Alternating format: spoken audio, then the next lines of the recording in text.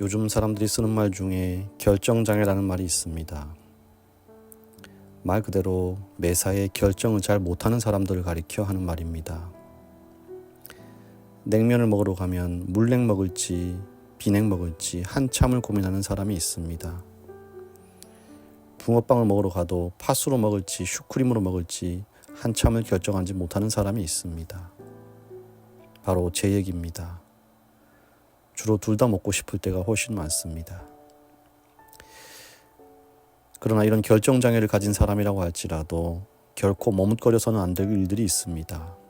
바로 삶과 죽음, 구원과 멸망, 영생에 관한 것입니다. 오늘은 사도행전 20장의 유두고 이야기를 함께 살펴볼 텐데요. 이야기는 드로아라고 하는 도시에서 시작합니다. 바울은 전도 여행을 마치고 마게도니아로부터 육로로 돌아가는 길이었습니다.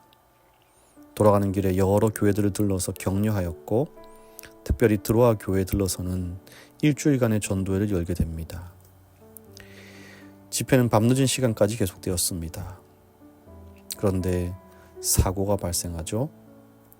집회에 참석해 있던 유두고라고 하는 청년이 몸이 피곤했는지 3층 높이의 창틀에 앉아서 졸고 있다가 그만 중심을 잃고 떨어져 목숨을 잃은 것입니다. 집회가 멈췄습니다. 모두 밖으로 나와서 죽은 유두고를 둘러싸고 슬퍼하고 있을 때 바울이 하나님의 능력을 힘입어서 그를 살려냅니다. 이로 인해서 수많은 사람들이 하나님을 믿게 됩니다. 우리는 이 유두고의 이야기를 통해서 몇 가지 생각해 보아야 할 점들이 있습니다. 유두고가 창틀에 걸터 앉아 있다가 떨어져 죽었는데 이 창이라는 것을 영적인 의미로 좀 생각해 본다면 창은 집 안과 집 밖을 나누는 경계선입니다. 당시 집회 장소 안과 집회 장소 밖을 나누는 경계에 유두고가 앉아 있었던 것입니다. 그는 안에 앉아 있을 수도 있었고 밖에 있을 수도 있었습니다. 그의 몸이 완전히 밖으로 나가지도 않았고 완전히 몸이 안에 들어오지도 않았습니다. 그는 안과 밖의 경계에 앉은 사람이었습니다.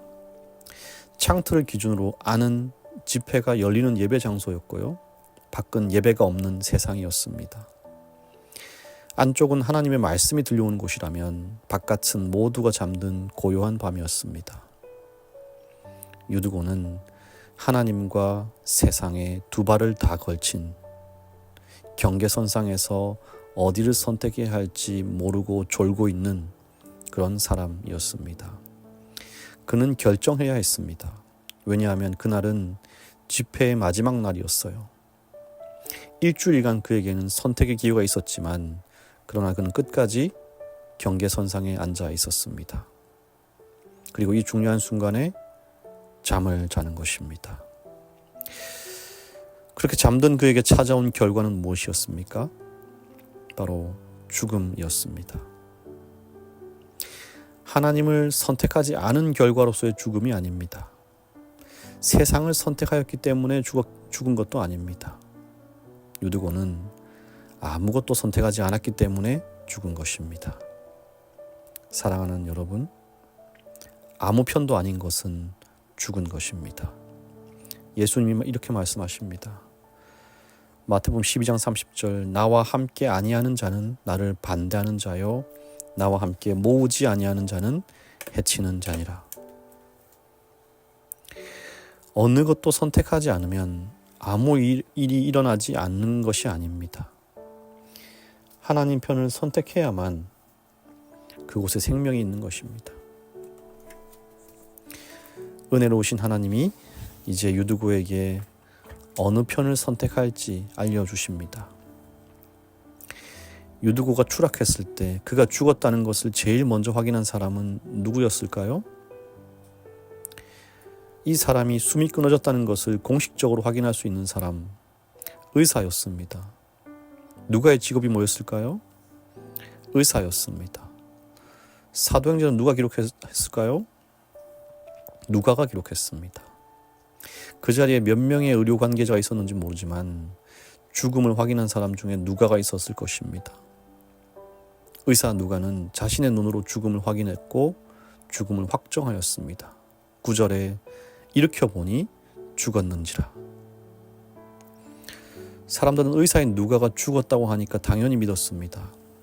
그러나 바울이 밖으로 나와서 정반대의 말을 하죠. 10절에 보니까 떠들지 마라. 아직 생명이 그에게 있다. 누구 말이 맞는 말이었을까요? 지금 유두고의 상태를 놓고 정반대의 진단서가 2개 나온 것입니다. 하나의 진단서는 사망 진단서고 하나의 진단서는 생존 진단서입니다. 여러분은 어떤 진단서를 더 신뢰하십니까? 저는 어떤 특정 직업을 낮추어 말하는 것이 아닙니다.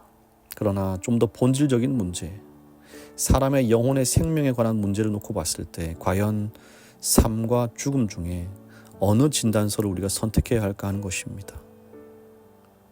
결국 바울의 진단서가 옳았고 하나님의 능력으로 유두고는 죽었다가 살아납니다. 그리고 그 자리에 참석한 유두고를 포함한 많은 사람들이 어디를 선택해야 할지를 명확하게 알게 됩니다. 12절, 사람들이 살아난 아이를 데리고 와서 위로를 적지 않게 받았더라. 많은 사람들이 늦은 시간까지 집회하면서도 경계선상에서 그 마음을 두고 있었습니다. 그러나 이제는 선택할 수 있는 것입니다. 어느 쪽으로 더 생명의 길이 있는지를 알게 된 것입니다. 유두고의 이름의 뜻은 행운입니다. 진짜 행운하죠.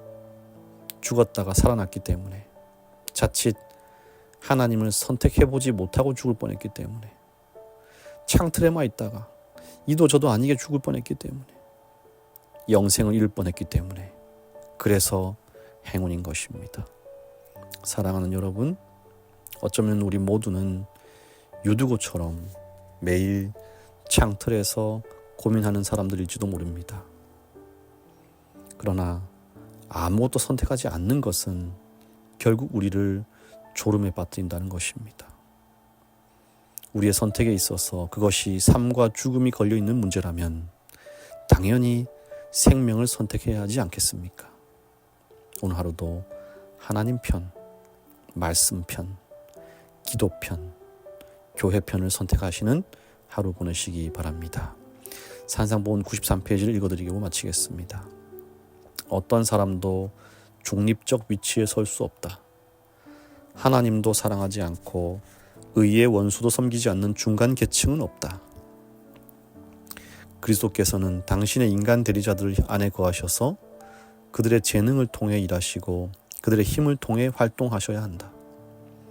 그들은 의지를 그분의 뜻에 굴복시키시고 그분의 영과 더불어 활동해야 한다. 그렇게 되면 이제 사는 것은 더 이상 그들이 아니요 그들 안에 거하시는 그리스도이시다. 오늘 하루도 복된 하루 보내시기를 바랍니다. 하나님, 세상에 한 발 걸친 채로 교회라는 보험을 들어놓고 신앙생활을 해온 지난 시간들을 회개합니다. 내 이익과 내 뜻대로 하나님을 선택했다가 그리고 세상을 선택했다가 또 하나님을 선택했다가 하는 왔다 갔다 하는 신앙을 회개합니다. 아직도 경계선상에서 머뭇거리고 주저하는 부족한 우리의 믿음을 용서하여 주시옵소서. 주님, 금하늘 어린이와 함께하여 주시옵소서. 하늘에게 참으로 하늘보다 넓은 주님의 마음을 보여주시고 하늘보다 높은 주님의 사랑을 체험할 수 있도록 함께하여 주시옵소서. 하늘로 인해서 많은 사람들이 비록 땅에 살지만 하늘을 경험하도록 복을 더하여 주시옵소서. 예수님의 이름으로 기도합니다. 아멘.